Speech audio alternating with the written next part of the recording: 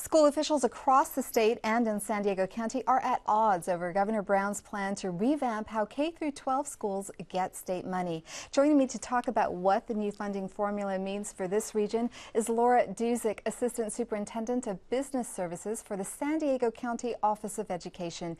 Superintendent Duzick, the governor's plan calls for a different formula whereby extra funding is going to schools with higher populations of children who come from low-income families and for whom English is a second language. Explain why this is necessary. The governor feels in his plan, and actually the Senate plan also concurs, that these populations have other issues that take additional resources to assist them in closing the achievement gap for those particular populations of students. And we have lots of districts that have heavy populations in this area, and so they need extra funding. And that's not a different concept than what happens now. We have categorical funds that target these particular populations because it's well recognized that they do need additional resources. So tell me, which school districts in San Diego County stand to receive some of the additional funding? Well, the additional funding comes in the supplemental and concentration grants if you're looking at the governor's plan.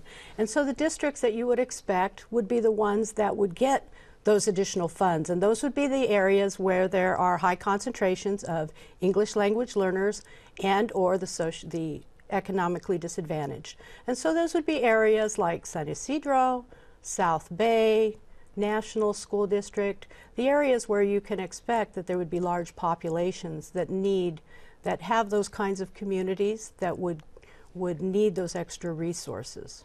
Now, there are officials from school districts within this county who have expressed concerns. I believe the superintendent in Poway has said that he would like to see state funding restored to pre-recession levels back to 2007, 2008 for school districts before there's any kind of recalculation in funding.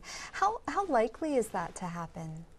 Well, you know, the money's here now, and the governor's concepts are generally well received, and polls really show that the people the communities as a whole and across the state and even the legislature agree conceptually to the change in the funding formula.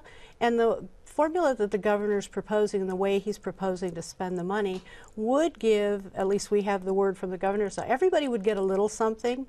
And as they start building towards his target, he shifts the focus from all these categorical funds into a model where districts can choose. They can run the same programs as they always have, but they can choose, and the decision making is done at the local level.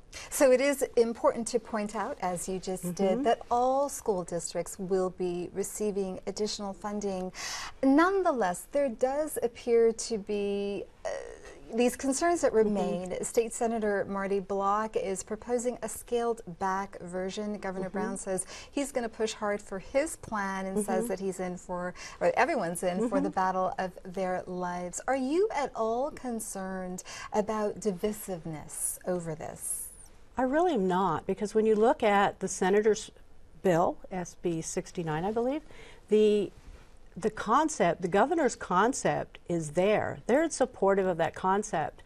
A lot of the issues that they bring up are areas where we don't have a lot of detail from the governor, like in the area of accountability and what does that look like. And if you're getting all this money for these targeted populations, how are we validating that you're spending them on those populations and that you're in fact enhancing program for them rather than supplanting?